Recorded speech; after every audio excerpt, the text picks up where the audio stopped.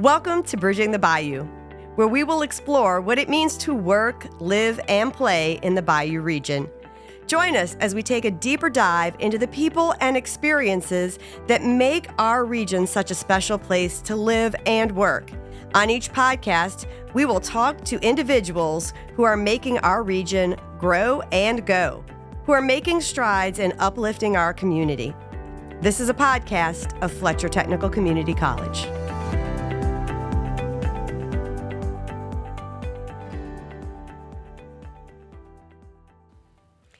Welcome back to Bridging the Bayou, the podcast of Fletcher Technical Community College. I'm Kristine Strickland, Chancellor here at Fletcher Technical Community College, and your hostess with the mostess for this podcast. Today, we are welcoming in not only a doctor, a physical doctor, not like a fake doctor like me, oh, Lord. but also a wonderful community activist, community member here in our region. And so I would like to welcome Dr. Ugo Ezema. That's it. All right. Look at me. I got it. I've been practicing y'all. And you are a doctor who is a pulmonologist and intensive care. Yes. Correct? Pulmonologist and critical care intensivist. All right. Great. Well, thank you and welcome to the podcast. It's my absolute pleasure. Awesome. Well, let's have some fun.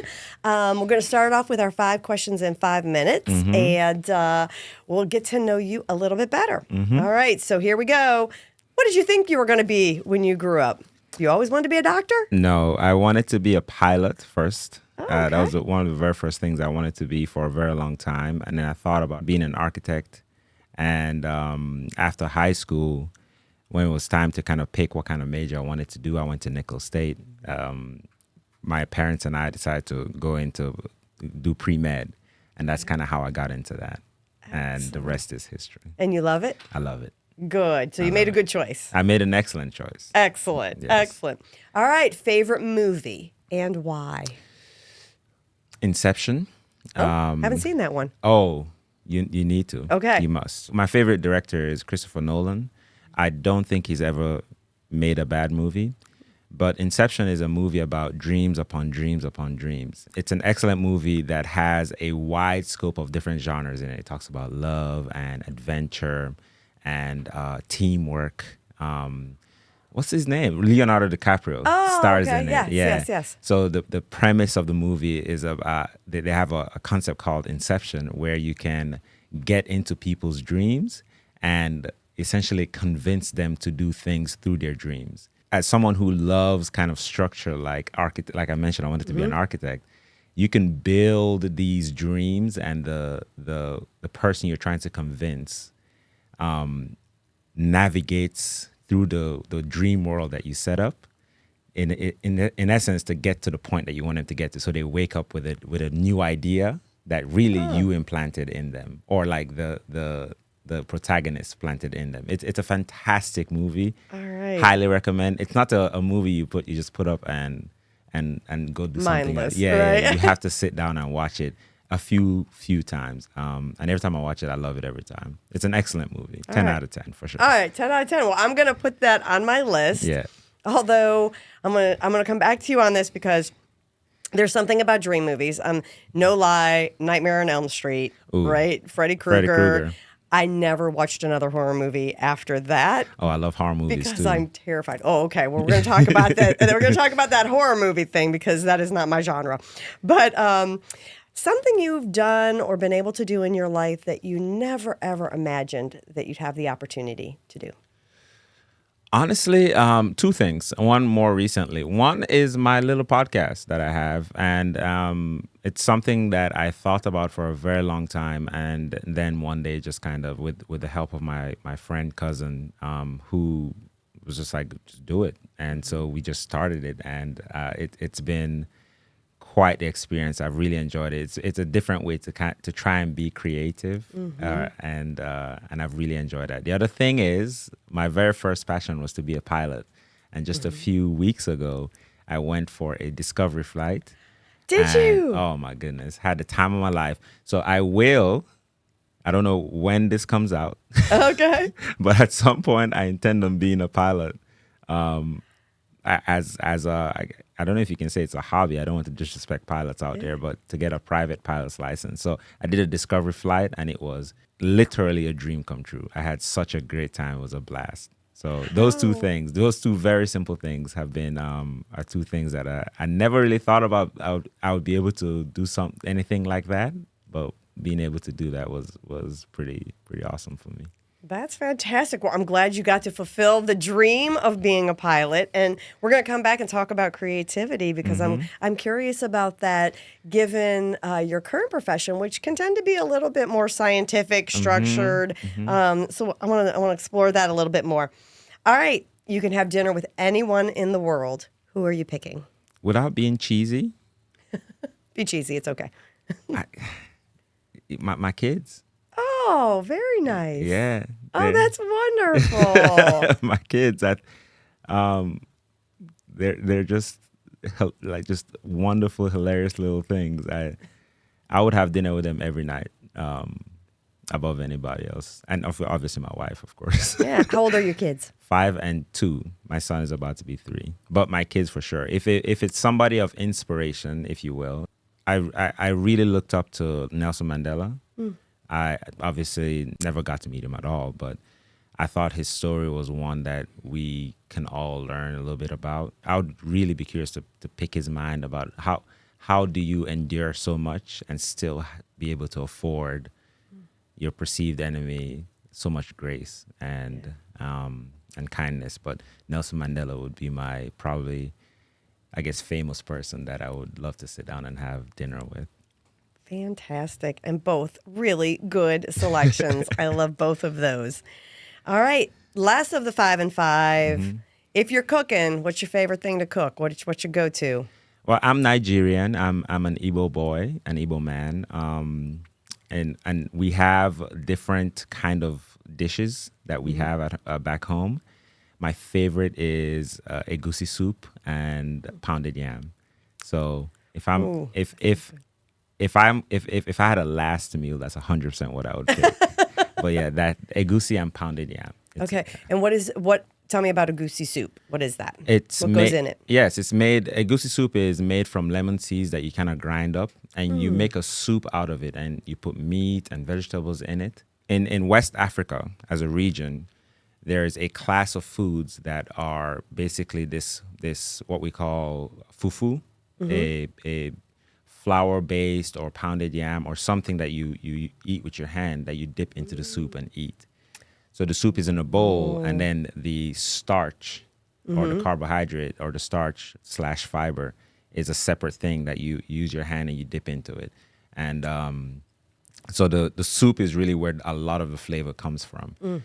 But egusi soup is the one that's made from lemon seeds. Like I was saying, you grind it up, you make a soup out of it, and you put all the things that you like, either chicken, beef, or it's almost like gumbo. You can have multiple different kind of meats in there, and vegetables as well. It's really good.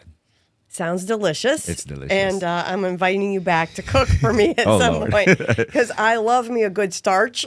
So a starch and a soup together sounds perfection. Yeah. Well, let's pivot a little bit. I want to get to know you a little bit better and talk to you a little bit about your work that you do in our region, both professionally and I know you do a lot in the community as well. And so let's start with super basic, right? For not only the folks out there listening and watching today, but even for little old Kristine. What's a pulmonologist? A pulmonologist is quite simply a healthcare provider that takes care of lung problems, lung diseases, and helps to keep and get folks to a healthy lung. And that's really all a pulmonologist is. It's a physician trained in helping treat, diagnose, manage lung diseases. Okay. Things like COPD, emphysema, asthma? Exactly. COPD, emphysema, asthma, chronic coughs, unexplained shortness of breath. We have interstitial lung diseases, lung cancer. We help to diagnose. We don't treat, but we help to diagnose. And in some areas also help to manage that as well. Excellent. And I'm intrigued. I'm probably going to have a lot of questions. My father actually passed away from COPD and emphysema. About 10 years ago. And so watching that progression, he was a smoker. He actually grew up in West Virginia, coal miner, the whole thing. And so actually, let me just jump right in and just can the lungs heal themselves? So when you're dealing with a patient, I know like lung cancers and those types of things maybe are progressive, but when you're talking about somebody who's smoked for a long time, if they quit, can the lungs rehabilitate themselves, or is the damage done at that point? That's a fantastic question. There are two ways I like to think about it. The lungs are tremendously resilient. There are people that you can take out. For whatever reason, you take out an entire lung. Remember, we have two lungs, right? So a right and a left lung. You can take out an entire lung, and that's called a pneumonectomy. And folks live a full, healthy life without a whole lung. The challenge with some of the disease processes that we have with in pulmonary and in some of the lung diseases that we have is, especially for COPD and asthma, they're actually not things that you can cure per se. So some of the damage that's done is irreversible.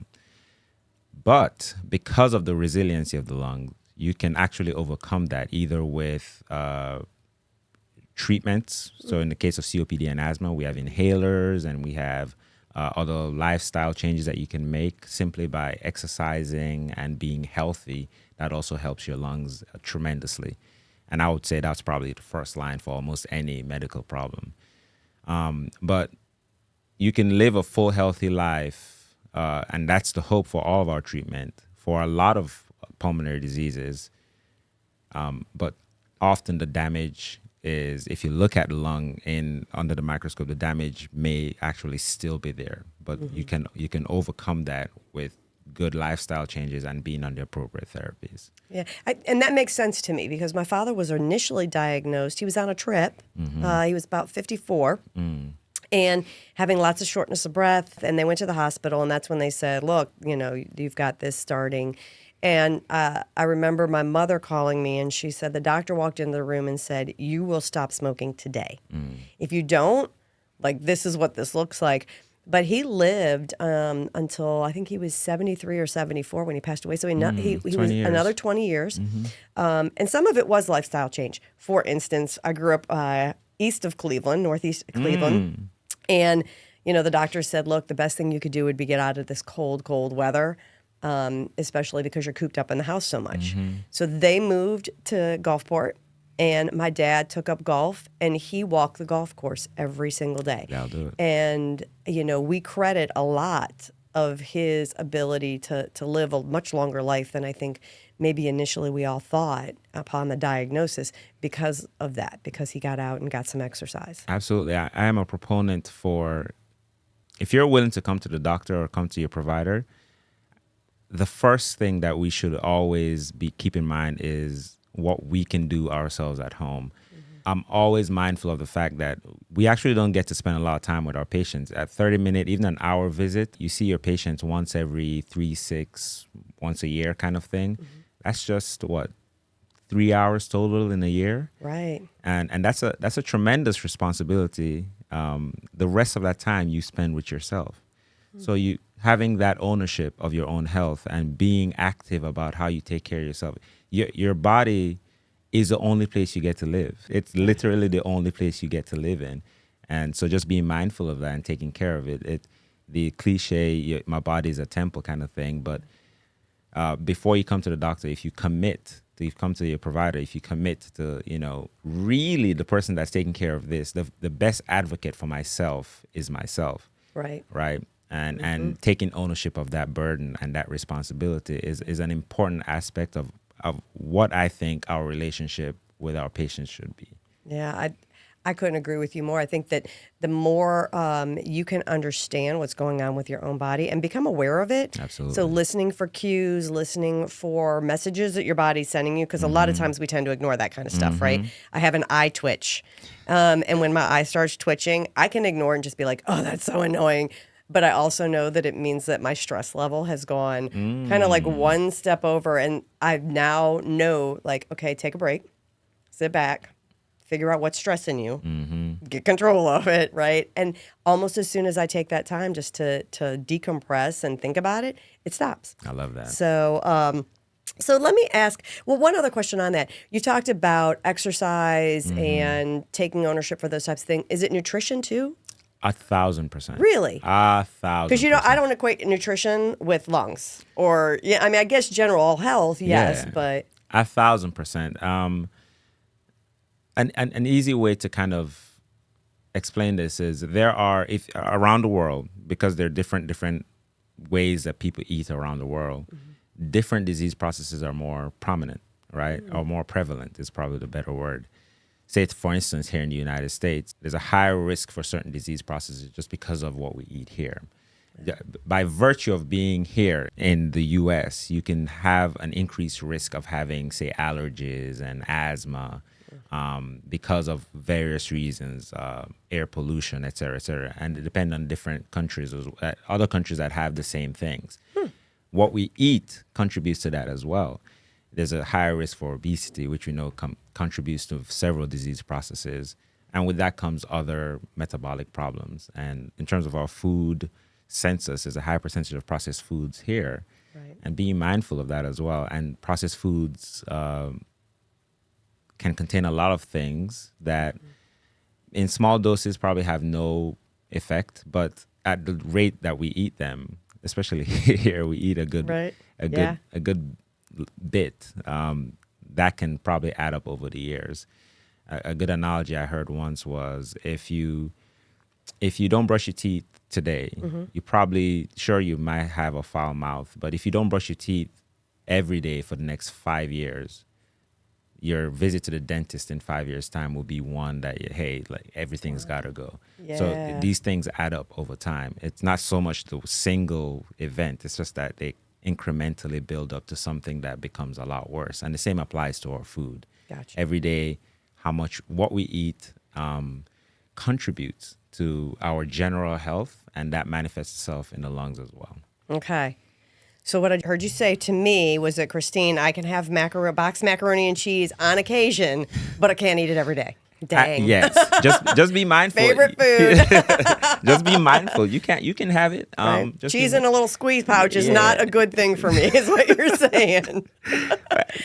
Whatever. But I'm going to reduce the amount. Because you have to live too, right? Yes, I do. What's the point of being here if you don't get to enjoy the things you enjoy as well? So you have to find a delicate balance, a fine balance. And it sounds a lot more difficult than I think it really is. I think everything in moderation. The dose makes the poison. I've been told several times. Oh, that's enlightening. Okay, I like that. Yeah, you can drink a lot of water and that can harm you as well. So the dose makes the poison. So everything in moderation, and you have to live your life too. The whole point is to experience things and have a great story, share your time and your energy with your friends, and being here, but in a way that's actually meaningful. Like if you enjoy a bowl of mac and cheese, I'm going for it. Enjoy your mac and cheese. But I love that saying. I'm taking that one with me. The dose makes the poison. Wow. Okay, so let's talk about the other hat, because I'm not sure how that works. So on the one hand, you're a pulmonologist, you're seeing patients, you're talking about lung, whether it's disease or challenges or whatever. And then you said you are an intensive care, critical care doctor. So is that critical care of lungs, or like if somebody comes in and they've been in a car accident, you're their guy? That's a great question. So critical care is a very broad field, and there are different specialties even within that. So I'm an intensivist, and you can have medical intensivists, you can have cardiac intensivists, you can have trauma intensivists.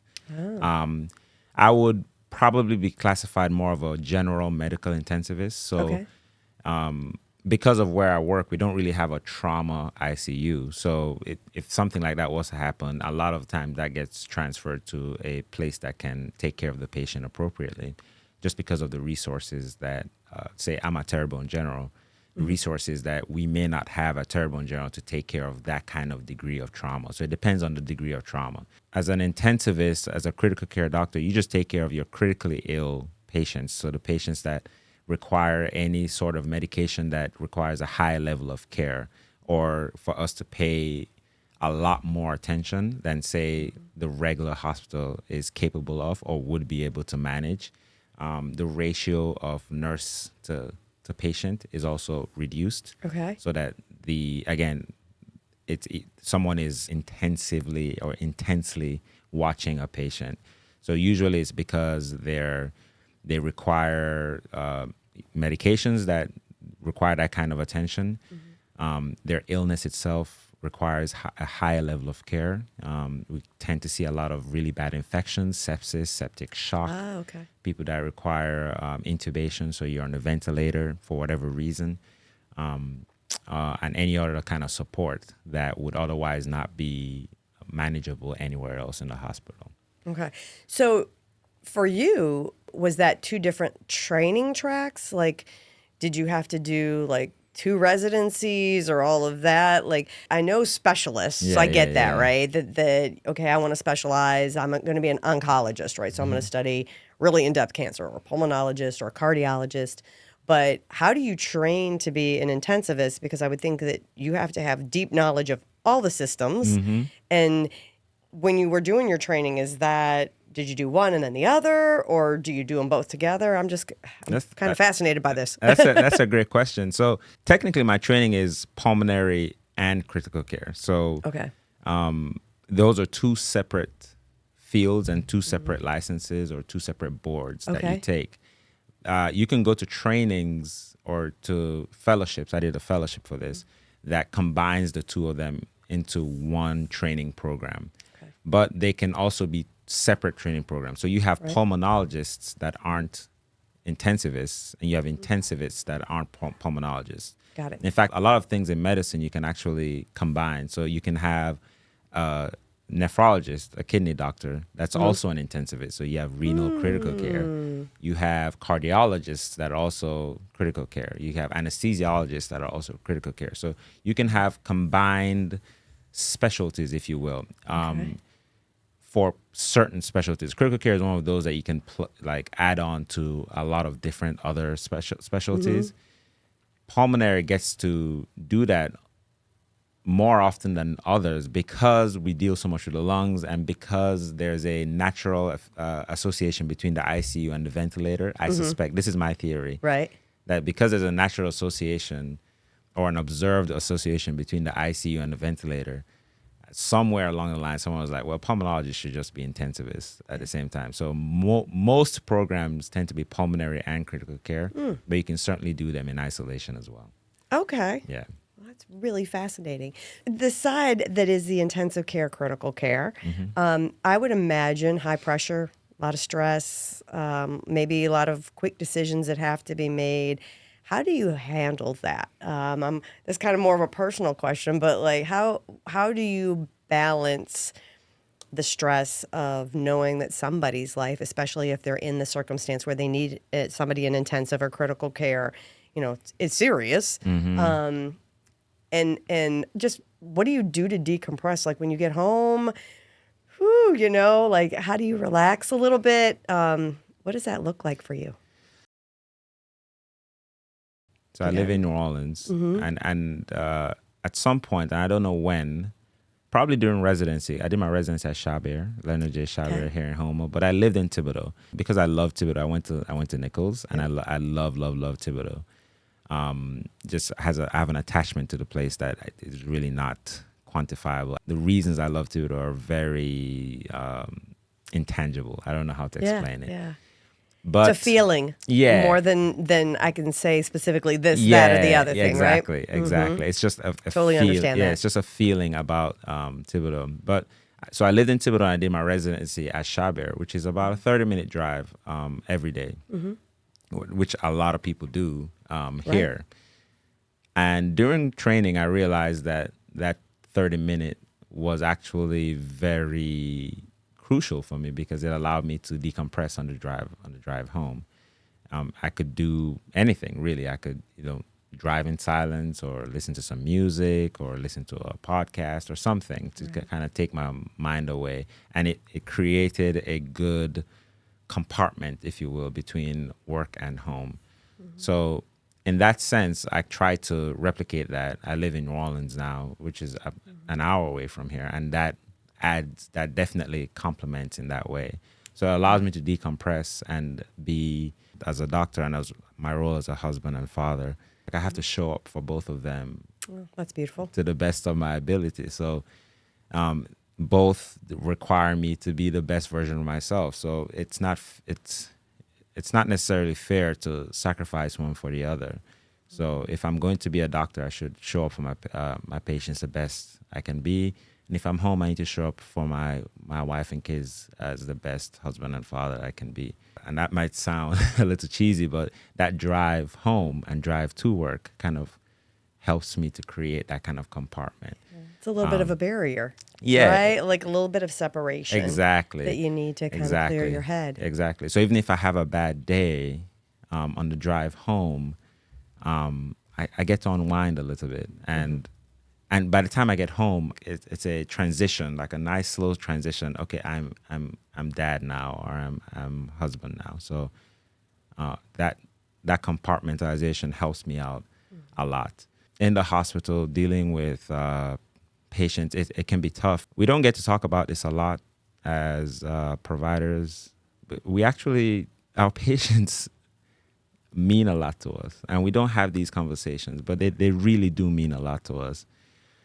And we lose some, and in ways that, because you meet them, some of them you meet them for 24 hours and you lose them, but it hurts, right? Mm-hmm.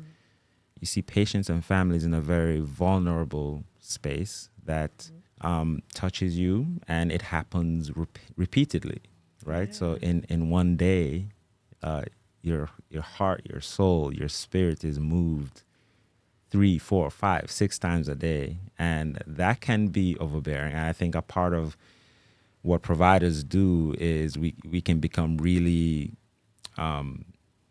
jaded, kind mm-hmm. of, about that experience, and I can see how that can make you a little bit wary. Mm-hmm.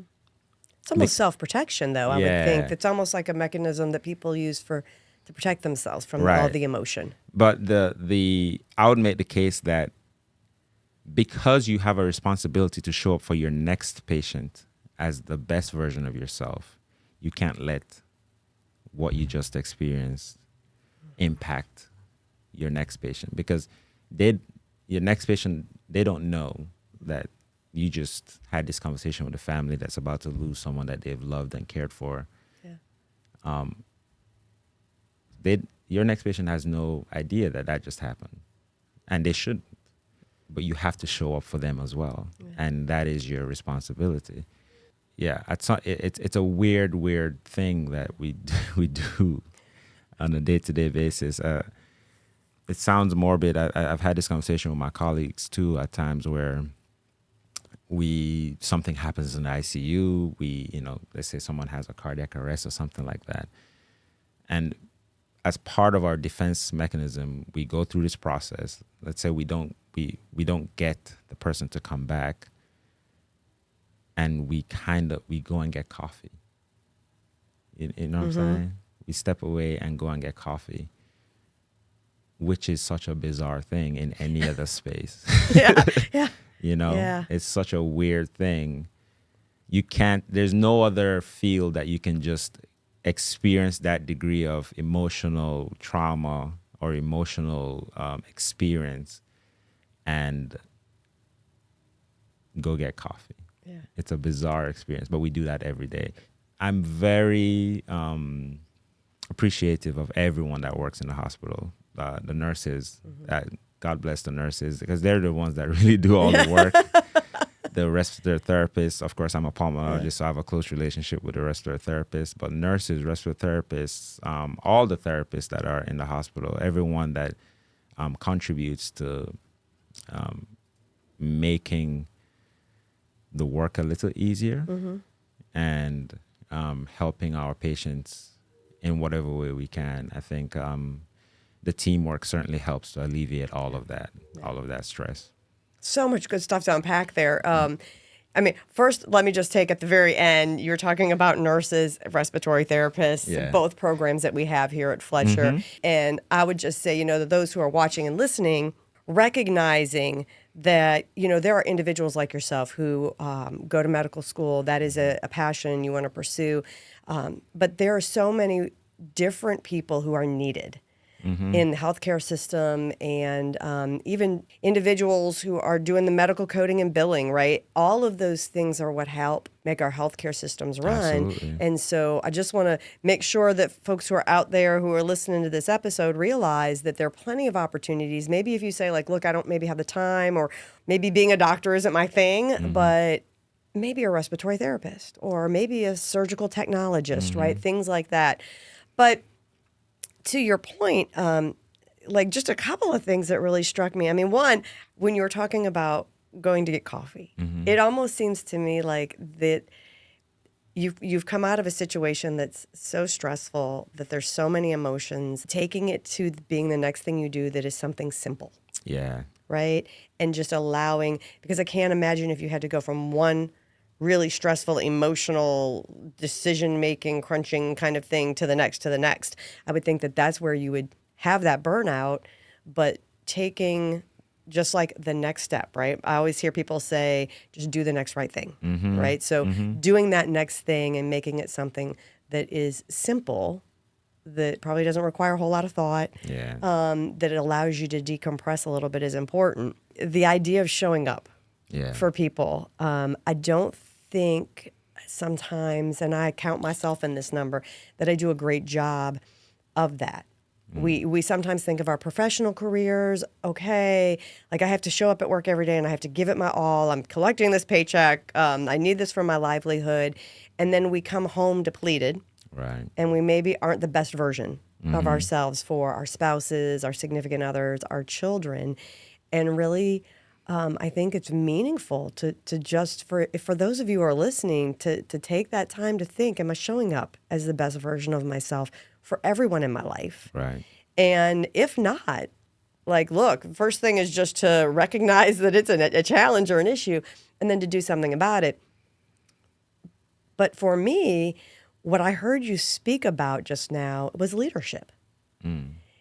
Because leaders, people who are in leadership roles, whether you're a leader in your family, you're a leader at work, you're a leader in your community, it's about showing up. It's about showing up as the best version of yourself.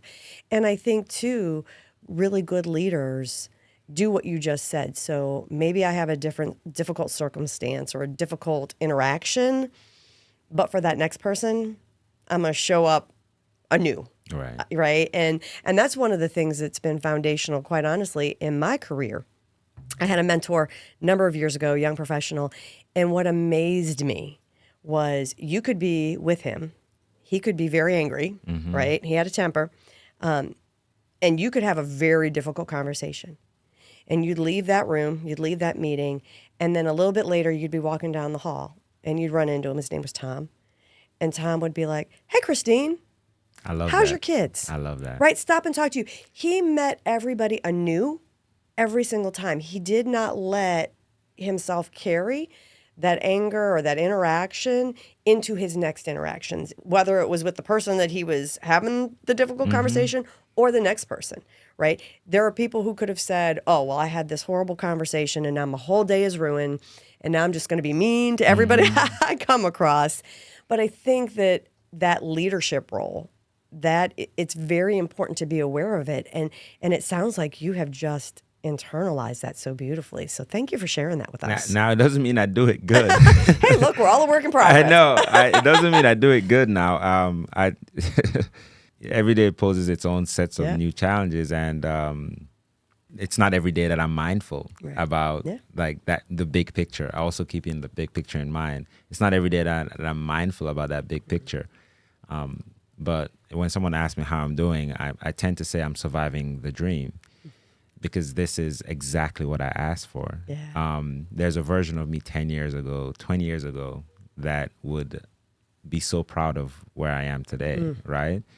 And even on your worst days, you get to have these bad days that is a symbol or a representation of the progress you've made. Even your bad days, I would make the case.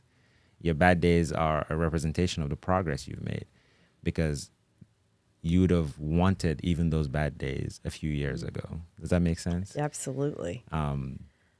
So just keeping the big picture in mind. That's a great message for our students. A lot of our students who come to Fletcher, sometimes they have hurdles and they have struggles and they're working through it. And I can see myself in the future saying to a student, you being on this journey to get this degree or to work towards this next career that you wanted, this is something you wanted. And so even though this class is hard, right, you're here. Yeah. Yeah, the thing you wanted. Yeah, you get to have it. You get to have it. Yeah. And this is what it means. You get to have the bad days, and that is a privilege. It's a privilege to have the bad days for the dream, right? Yeah. So for the thing that you want, it's a privilege, because not many people get to have the bad days. So just being mindful of that whenever you can be mindful of it. Yeah. So let's back up a little bit. Let's talk a little bit about, you talked about your history. You talked about being in Thibodaux and Nicholls State University, which fantastic partner of ours here at Fletcher. So you born and raised in Nigeria? Born and raised in Nigeria and Jamaica as well. Okay. I moved to Jamaica when I was 8. And then came to Nicholls in 2005, right before Hurricane Katrina. Okay. And kind of been here intermittently since then. And why Thibodaux? That's a great question. So in in Jamaica, we have a summer school program that teaches you to take the SATs and the ACTs or the SSATs if you're trying to get into high school. So my parents always wanted us to have our college education here in the United States. So we, for one of these summer programs, Miss Bramford's, her name, Sandra Bramford, she was a wonderful woman, is a wonderful woman. She heads this program, and I'm forgetting the name of it now, but essentially what they do is you go through like courses on, taking the SATs. So it's like a prep course essentially. But part of what they do is it's also a college admission program. Part of what they do is they kind of assess for your personality and what schools fit your personality. You tell them what you're looking for. And at the time, I knew that I wouldn't thrive in a bigger school. I knew that I needed, by that extension, I needed a smaller school.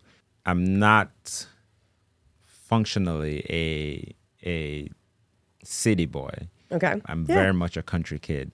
And so I needed that kind of environment. But since I'm away from home, I need to be an hour away from an airport. Yeah. So if I need to come home, it's not difficult I need to be close to an airport. It's not difficult to fly and come back home for whatever reason. So we took all that into consideration. I took the SATs. I got, I guess, decent scores. I don't remember the scores now. And applied to the schools that were recommended. Yeah. And I didn't want to be in the north. I didn't want to be in the cold. I wanted to be in the south. So I applied to the schools that were recommended. And the very first school my mother and I visited is Nicholls State. We're Catholic, and the church we go to in Jamaica is St. Thomas Aquinas. Oh, wow. So sign, huh? Call it Providence. We come to Nicholls State, and sure enough, the church on campus was St. Thomas Aquinas. And my confirmation name is also Thomas. so all signs were pointing to Thibodaux, Louisiana. So we didn't even entertain anybody else. They gave me a good scholarship, and the rest is history. Good. Yeah. Talk to me about how Nicholls prepared you to enter your medical career at med school, right? All of that. What foundation did they lay for you? I think Nicholls is so underrated as a school. I'm biased, of course. That's where I went. Go Colonels, all day, every day. Nicholls, because of its size, and I think as a reflection of the community it is centered around, it's very welcoming. I never felt out of place.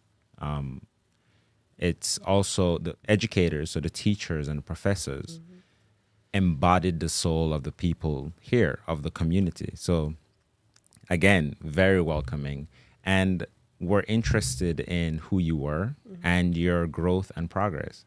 All of my professors had what felt like personal responsibility in my welfare.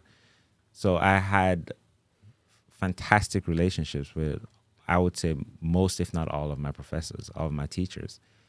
And that is important for anybody, a young man, certainly a young man that's not from here and is far from home, et cetera, et cetera.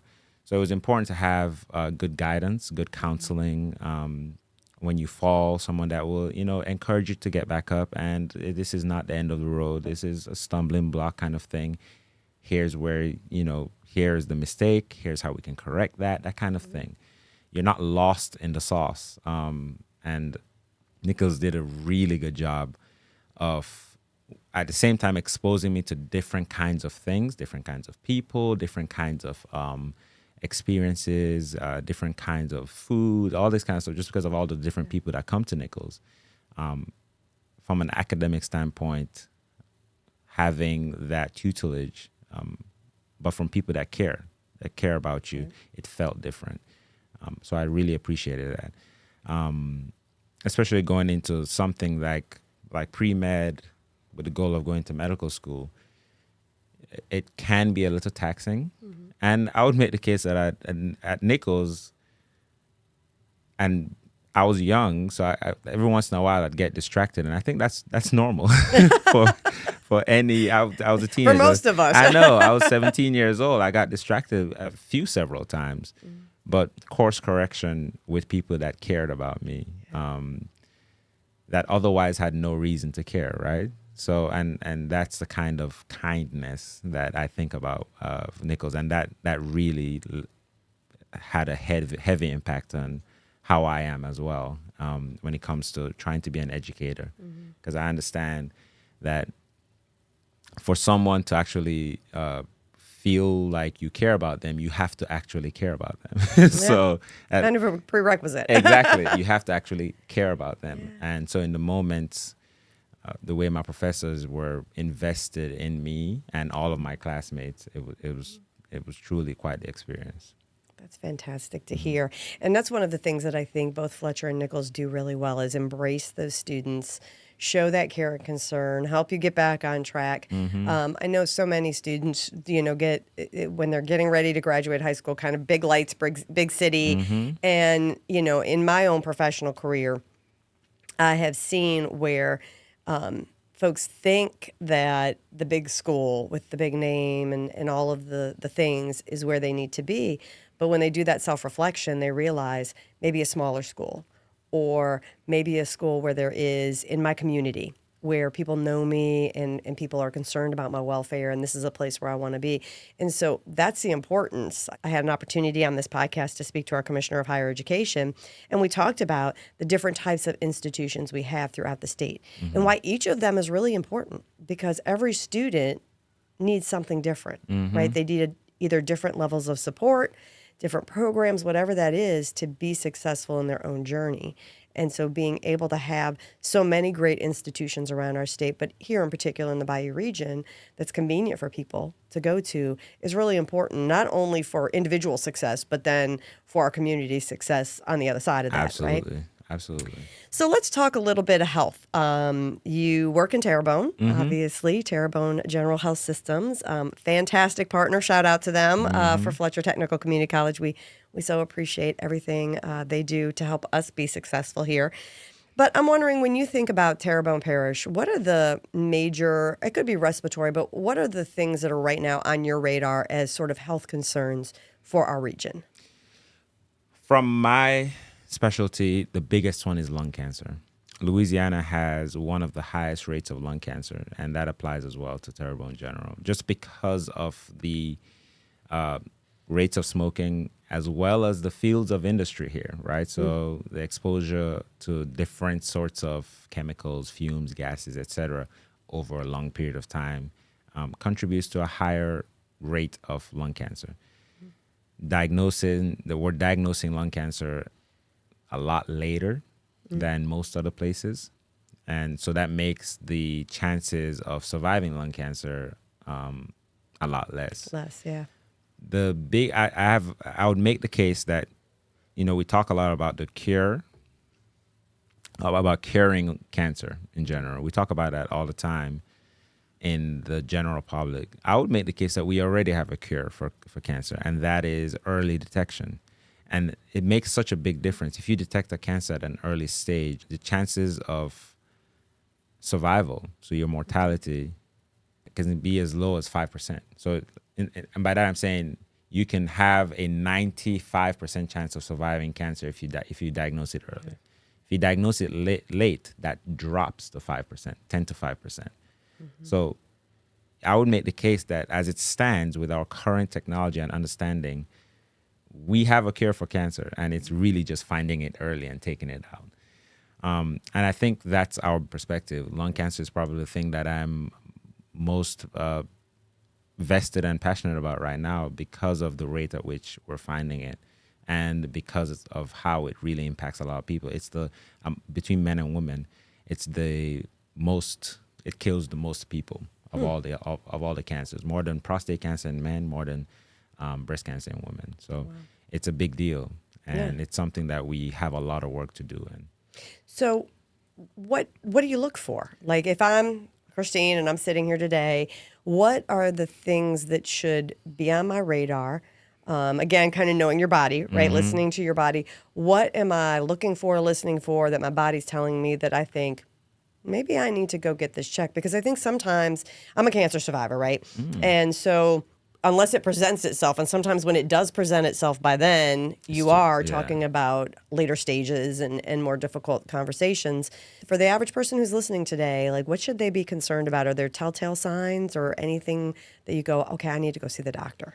Of course, the thing with cancer is it's indolent. And by that I mean it's a secret only it knows, right? So your body, by the time you start having symptoms, just like you said, it's probably already at some advanced stage, right? So screening is important. So mammograms for women, colonoscopies for colon cancer, when you reach the appropriate age. So, and depending on your family history as well, the age appropriateness becomes sooner, right? So if you have a family member, for instance, for colon cancer, if you have a family member that had colon cancer at 40, then you should be getting screened at 30, 10 years sooner, and so on and so forth.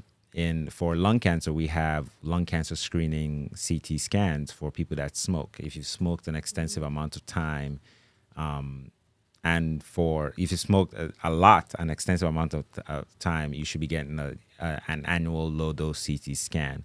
We know that has been beneficial in finding cancers a lot earlier. And we have ways of diagnosing these things and treating them very expeditiously, very quickly. The treatment for cancer in general is getting better and better each year from the cancer perspective, from the oncology side. Having your body identify the cancer as a foreign agent. One of the big things about cancer is that it tricks your body to ignore it. Really? Yeah, it just tricks your body to just ignore it. So it just grows uncontrollably. So the way your body fights infections is it recognizes that doesn't belong here. Let's go take care of that. But cancer has a way of hiding itself. It's like, have you ever watched Harry Potter? Yeah. So the invisibility cloak. Yeah. So it's like cancer has an invisibility cloak against your body's immune system. I did not know But that. now we have treatment that helps unmask that invisibility cloak, if you will. And this is immunotherapy, where it activates your body against that cancer. And people are tolerating that a lot better than the chemotherapy, option. And it doesn't mean that you still don't get chemotherapy, but I say that to say that the treatment is improving on a year-on-year basis. So early detection via screening, and when it's age appropriate, or if it's just appropriate. But I would say trust yourself, trust your body, and talk to your provider, and ask the questions. When should I be getting screenings for these things? The common cancers are lung cancer, between men and women, Right. prostate in men, in which case you're doing like PSA screening, Yep. breast cancer in women, in which case you're doing mammograms, and then colon cancer is is the third one between both genders. But getting the appropriate screening for all three, you're basically you're on top of the game right there. Gotcha. And I'm assuming that honesty is important when you see your healthcare provider, right? And really owning that. I remember early on in my own journey with this, I went in to see one of the physicians, and they said, "Do you smoke?" And I was like, "No." And they were like, "Do you drink?" And I was like, "No." And the doctor was like, "All right, let's fess up." And he said, "It's okay. You're a New Orleans girl at the time." But I think, no, I wasn't a smoker, but had I had a cigarette in my lifetime? Absolutely. Right. And had I had, do I drink socially? Absolutely. So, I think for people sometimes who are just like, I'm not going to admit that I smoke to my doctor, but that's important. That's important information that you need to have in order to set the patient up for success. Absolutely. Right? And I tell my patients all the time, I am not a judge. I am not a police officer. Yep. I am literally on your side. I am your provider. I am your advocate. There is nothing that you will say or do when it comes to your health that should impact the way I take care of you. Nothing. And that's just the way it should be. Always on your side. I'm here to look out for you. I'm here to take care of you, regardless of who you are, regardless of anything. So, Makes sense. So let's talk about community engagement. Terrebonne Young Achiever Award recently. Congratulations to you for that. I was going to say, you should have brought the little award and you could have set it right here on the table for us to celebrate. But, you have a podcast. I know you do a lot of educational outreach, obviously coming on this podcast today and being with me to talk about all the important things going on in healthcare in our region.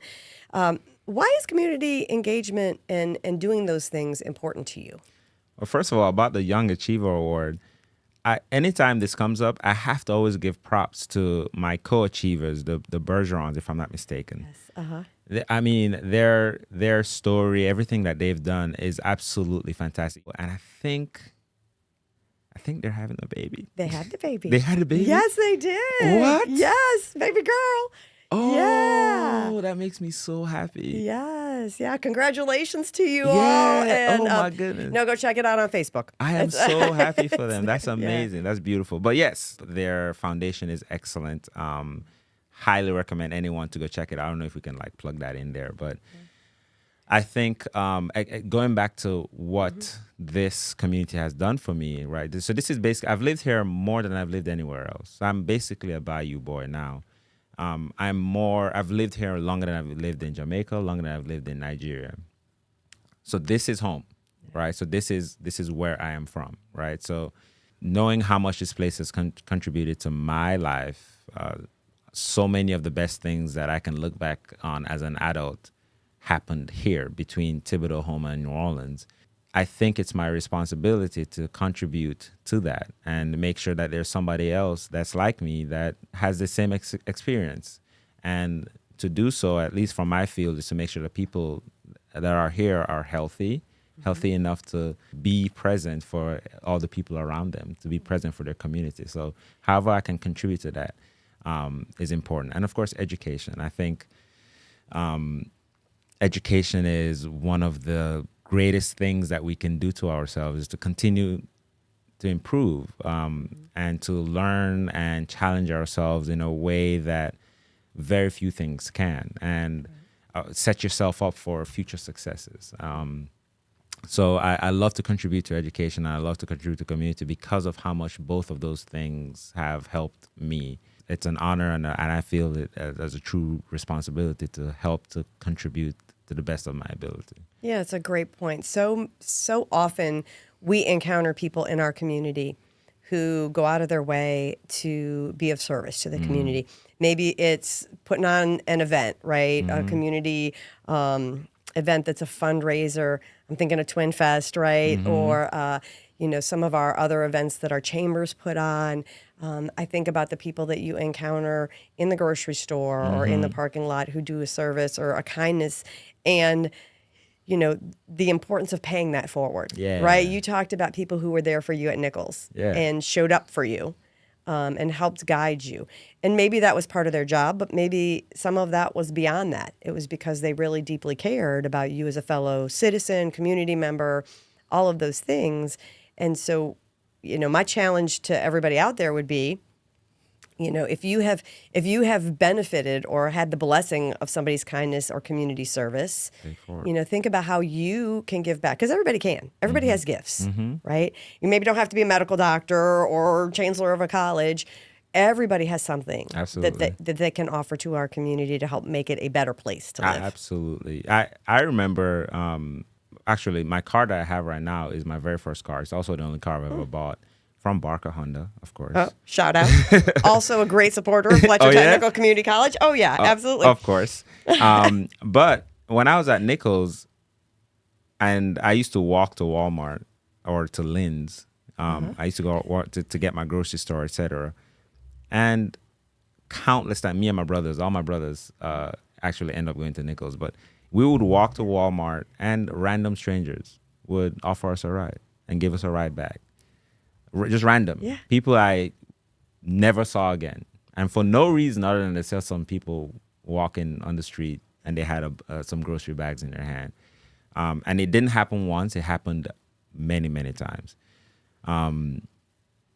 That's the kindness I'm trying to pay back, to whoever it is that ever picked me up. I'm hoping to pay you back in some way, pay back the community that made that person, right? Yeah. So again, I take it as a great responsibility and honor to do so. The power of community. Absolutely. All right, how many brothers? I have 3 brothers Okay. and 1 sister. 1 sister. All older, younger, you're in the middle? I'm the oldest. Okay. And my sister is the youngest. So 5 of us in total. So 4 boys and 1 girl. So you want to hear something really funny? So there's 6 of us in total, 5 boys, 1 girl, and I'm the youngest. You know what's up. I do. I do. It's how I'm such a tough cookie. I grew up with 5 older brothers. I love it. So, well, let's talk about your podcast, The Last Zebra. Mm-hmm. Is that it? So what do we talk about on the podcast? And interesting name. How did we come up with the name? I did my residency at Chabert, Leonard J. Chabert Medical Center. And the mother, I think everyone would agree to this, the mother of our program is Fabian Whitney. She was a nurse practitioner, and God rest her soul, she passed away a few years back. But she was a nurse practitioner, an aged, wise, seasoned nurse practitioner. And as young, doctors, we were, we just wanted to diagnose the weird thing, right? Someone comes in with a super high blood pressure. We're like, oh, it's that rare syndrome. And she's just like, nah, he probably didn't take his blood pressure medicine. So, brought you back down to earth. Yeah, she was, remember it. And the saying is, if you hear hooves, think horses, not zebras. So if you're in South Louisiana, if you hear hooves, of course I do know there's a zebra farm here. But if you're in general, most likely it's going to be a horse, not a zebra. So it's to remember that common things are still the common things, and to be mindful of that.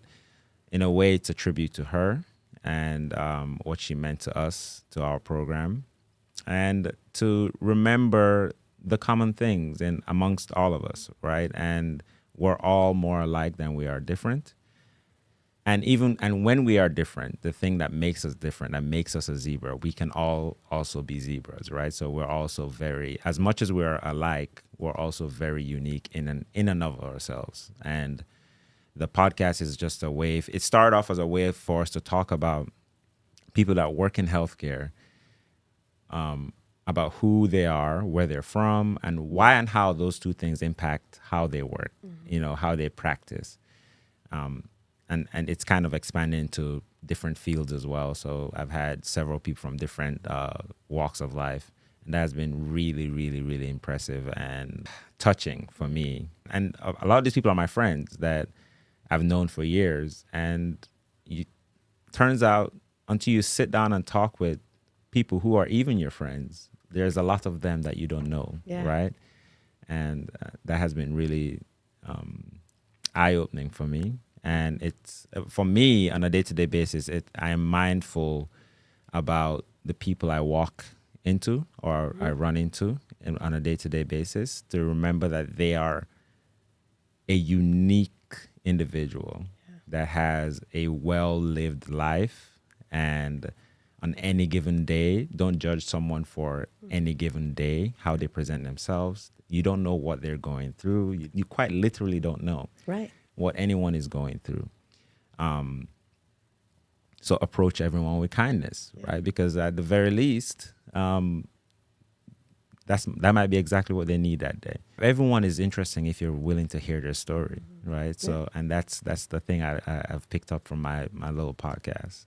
Stop calling it little podcast. We're gonna blow it up. We're gonna give you some information just momentarily about where you can go see Dr. Ugo's podcast. But to that point, one of the things I wanted to ask you, and it falls really nicely in what you just said. Growing up outside of the United States and the United States healthcare system, I would imagine that your early years experiences, right, whether it's in Nigeria or in Jamaica, have potentially somewhat influenced the way you think about medicine, maybe the practices, because you've had some exposure to healthcare outside of the U.S., right? Has that had an influence on you? And what would you say is that unique perspective that you bring to the table because you've had different experiences, right? So in one way, you're the horse because you're a doctor, like all the other doctors trained up in your fields of study, but yet you have a different perspective from your family and how you grew up and where you grew up, those types of things. How's that impacted? I come from a medical family. My mom is a doctor and my dad is a pharmacist. And so from a very young age, as much as I wanted to be a pilot, I also knew I was going to be a doctor. I don't know if that makes sense. Yeah. So I was exposed to the clinic, to the hospital setting at a very, very young age. It's very different in different countries. And I don't know if as a kid, if I can reflect enough about those experiences and see how they stack up against how it is here. As an adult, this is the medical system that I am most aware of. Right. So I don't know how to best compare the two, to be honest. But I will say that something that does stand out to me here is how difficult it can be to get appropriate health care here for a wide variety of reasons: insurance claims, and the cost of medicine, how much it costs for people to get just basic general care. Right. And that jumps out at me every day. I think about it every day. Just yesterday, I had a patient in clinic who I had on a nebulizer treatment for maybe a year and a half. And she was just saying, wow, this medicine is expensive. It just came out in the middle of our conversation. I was like, why didn't you tell me sooner? Because we don't really get to see the cost per se as we're prescribing things. And I asked her, why didn't you tell me? And she was like, I was just, going through it. I was like, oh my goodness. So I try to be mindful about what the cost of what we do, and try to be appropriate with the allocation of resources. So if you don't need to do something, if it's not going to change your management to essentially help alleviate that cost, the medical industry is heavy with some bloated, financial, how much money is being, I would make the case, probably wasted in overdiagnosis and overtreatment and having multiple medications and all these things, and that can have that is probably something that's mostly unique to our system, The U.S. system. Yeah, and so just being mindful of that and trying to be a good advocate for the patients in that sense, and trying to minimize that waste for them and alleviate that anxiety, and at the same time making sure that they're still well taken care of. Yeah, that's a great point, and not something that I think I ever even thought about, was having a conversation with my doctor about, okay, well, if this is the course of treatment or this is the direction we're going, but maybe, it is expensive or, financially burdensome, or it's maybe even confusing if there's multiple medications, is to make sure that you take the time to have that conversation with the physician while you're there with them.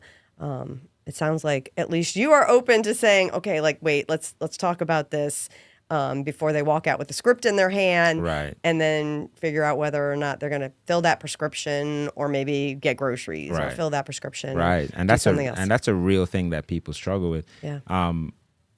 And again, we, as a provider, we don't get to know until the patient goes to fill the script. We don't get to know the cost because varying insurances have, different parameters for how much they'll cover, if they'll cover, all these kind of things. So we don't get to find that out until after the fact. But I would encourage any and everyone to, once you know, at least have that conversation and see if are there alternatives that can do a good job.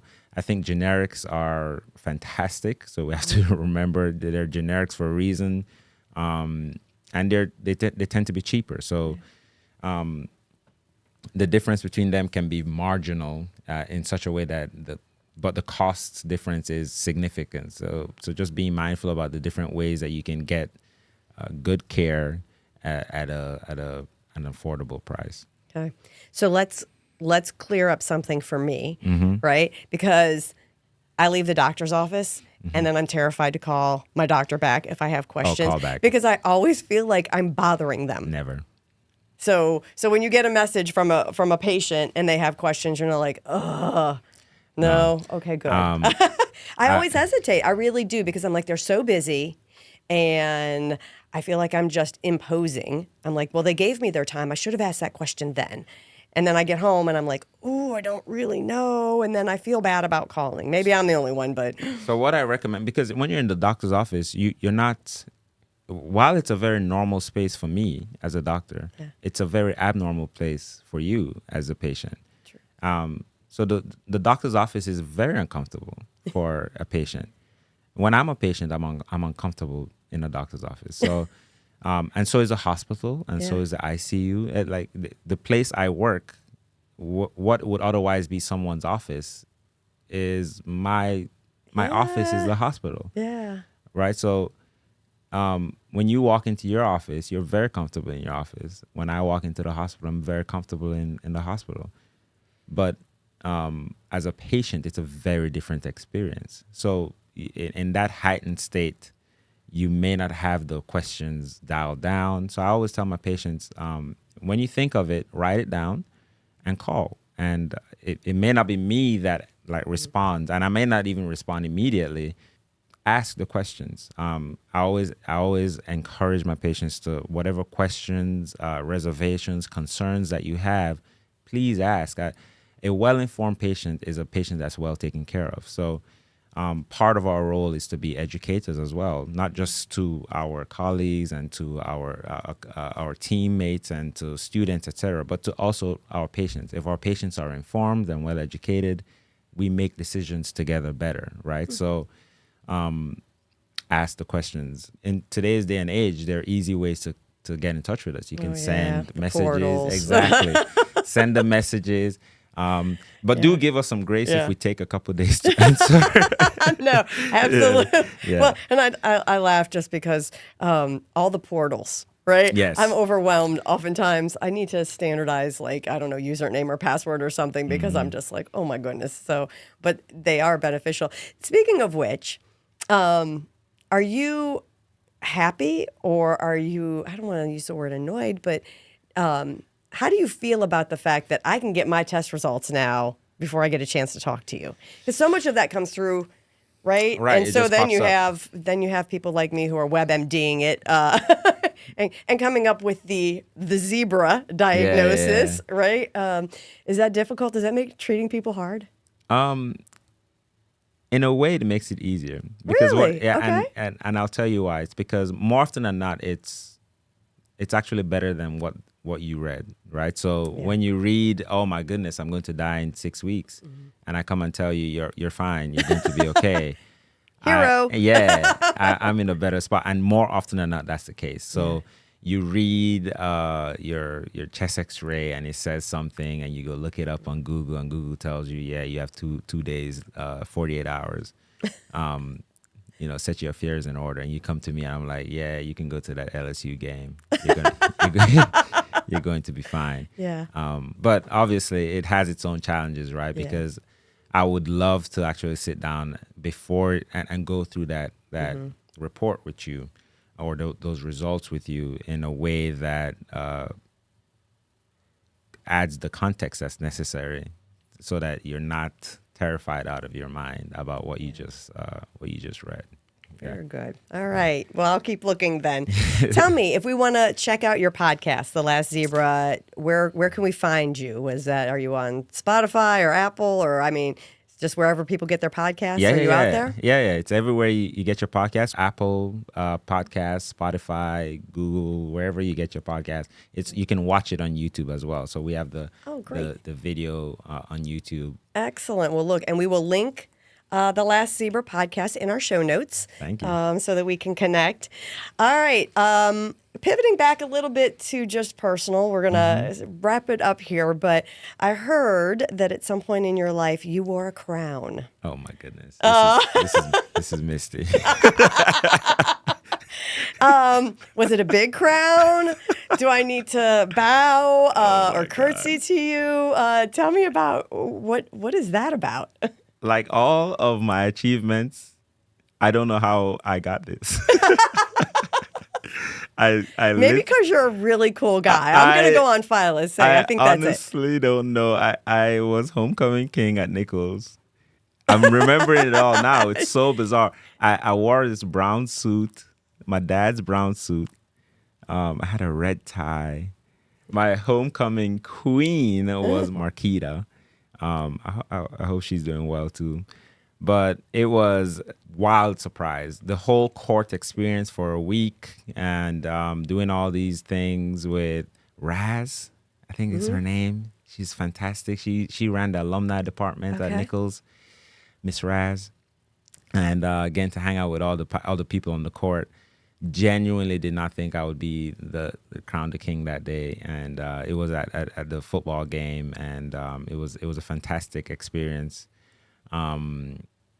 Definitely a highlight of college, just because of how I would say bizarrely surprising it all was. But it was a good time. I don't even think did I have a crown? I had a little scepter. Oh, okay. They gave me a scepter. I don't remember a crown, but I had a scepter, and I don't think you need to bow. Okay, well, good. Yeah. We'll just shake on it or hug it out, and but maybe we'll have to get you a crown in the future. I'll take a crown in the future. There you go. And I'm to understand you do some mentoring with Fletcher students. Talk to us just a moment about that. Yeah, it's part of trying to help. Try to contribute back. I'm the co-medical director for the cardiopulmonary respiratory program here at Fletcher. One of my professional prides is that I get to do that, and I give a few lectures throughout the year for the respiratory therapists that come through the program here. It's really cool because some of them are now working, and some of them work with me. Oh, and it's really it's quite. I don't want to say it's like watching a kid grow, because it's not. Yeah. It's something a little different. It's seeing someone function and realize a potential that you may have observed casually just by being in the space of tutor or mentor, and you seeing them realizing that potential. It's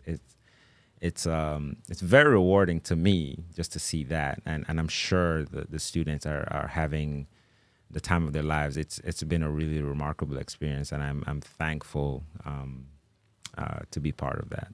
We are thankful too. Many people don't realize that it takes a number of professionals in our community, Absolutely. Whether it's serving on advisory boards or serving in more formalized positions like co-directing, and it enhances the quality of our programs, but it really does afford us to be able to offer those programs because there are requirements at the national level, at the state level, to ensure that what we're doing and the individuals we're training are coming out to be the best and the brightest. And so we are very thankful that you are part of the Fletcher family and that you help us make these programs go in our community. So very, very honored to have you here. So we like to close out our podcast with a word of advice, something that maybe has touched your heart or soul over the years or that you feel like would be a benefit to the folks who have been listening to this podcast today. What advice do you have? A quote that I came across, and I said it at the commencement for the cardiopulmonary respiratory program here, is the magic you're looking for is in the work you're avoiding. Ooh, that's deep. Okay, hold up. Say that again. Say that again. The magic you're looking for is in the work you're avoiding. So, again, part of the dream, what you want is your endeavor away from achieving it. So you're going to have to do the work to get that dream up and going, to get that magic, to get that spark. You're going to have to do the work. For me, in this case, for instance, I wanted to be a pilot.